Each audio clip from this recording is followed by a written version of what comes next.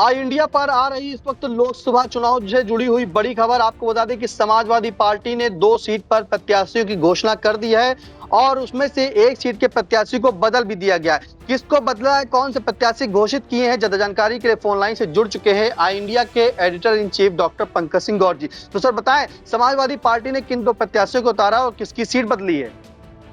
देखिए निशांत, आपको बता दें कि अब चूंकि चुनाव जैसे जैसे करीब आ रही है, मतदान की तिथियां और नामांकन की तिथियां, हर तरफ जो दल है वो अपने प्रत्याशियों की सूची लगातार जारी कर रहे हैं। समाजवादी पार्टी ने 2 प्रत्याशियों की सूची कुछ ही देर पहले जारी की है, जिसमें खास बात यह है कि उसने अपने एक पूर्व प्रत्याशी को बदल दिया है। बिजनौर से समाजवादी पार्टी ने यशवीर सिंह को प्रत्याशी बनाया था, उनके स्थान पर दीपक सैनी को प्रत्याशी बनाया गया है।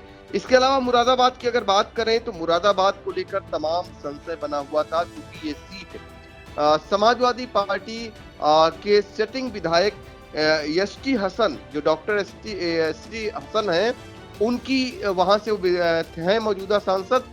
इनको लेकर तमाम सवाल उठ रहे थे कि क्या इस बार टिकट कट जाएगा, क्योंकि जब इससे पहले सूची जारी हुई तो इनका नाम नहीं आया और एसटी हसन ने लखनऊ में डेरा डाल लिया। और हालांकि एसटी हसन के बारे में यह भी कहा जाता है कि इनकी आजम खां से उतनी अच्छी नहीं बनती है, लिहाजा यहाँ पर 2 विधायकों के भी नाम आए थे कि उनमें से किसी को प्रत्याशी बनाया जा सकता है। लेकिन आखिरकार मुरादाबाद से समाजवादी पार्टी के मुखिया अखिलेश यादव ने मौजूदा सांसद डॉक्टर एसटी हसन पर विश्वास जताया और उन्हें प्रत्याशी घोषित कर दिया है। तो इस तरीके से आज ताबड़तोड़ कई दलों की सूचियां आ रही हैं। पहले बहुजन समाज पार्टी की सूची आती है, उसके बाद दूसरी सूची बहुजन समाज पार्टी की आ जाती है, फिर समाजवादी पार्टी के 2 प्रत्याशियों की सूची आ जाती है और अब सबकी निगाहें भारतीय जनता पार्टी की एक सूची आनी है, जिसको लेकर यह भी बताया जा रहा है कि उसमें बड़ा बदलाव होगा।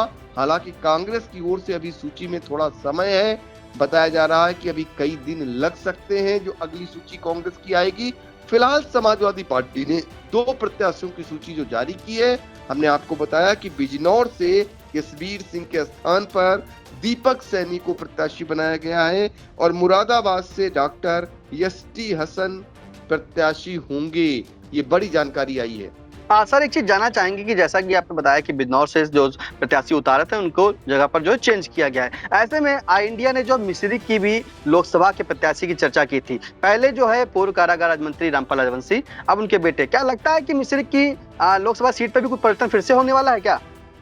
बिल्कुल, मिश्रिक में भी जो है बदलाव होगा। सबसे पहले रामपाल राजवंशी को प्रत्याशी घोषित किया गया था, उनके बाद उनके बेटे मनोज राजवंशी को वहां पर प्रत्याशी घोषित किया था समाजवादी पार्टी ने, और अब संगीता राजवंशी के वहां से चुनाव लड़ने की बात कही जा रही है। हालांकि अभी प्रत्याशी के तौर पर सूची जारी नहीं की है, लेकिन करीब करीब पक्का है और ये माना जा रहा है जैसे ही सूची आती है संगीता राजवंशी मिश्रिक से प्रत्याशी होंगी।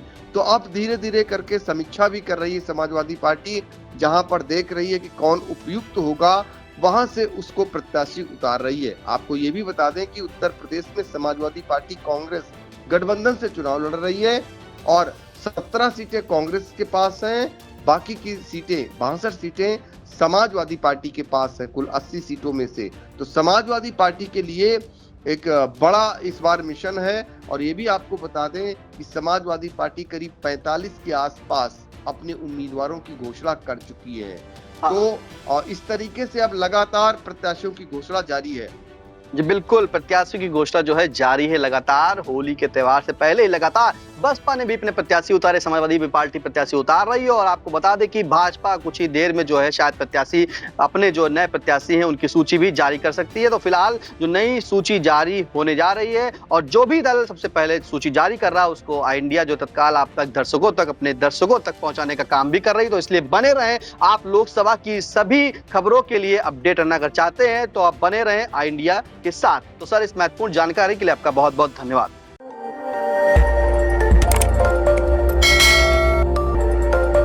खबर आपकी, नजर हमारी। देखते रहिए ऑल इंडिया।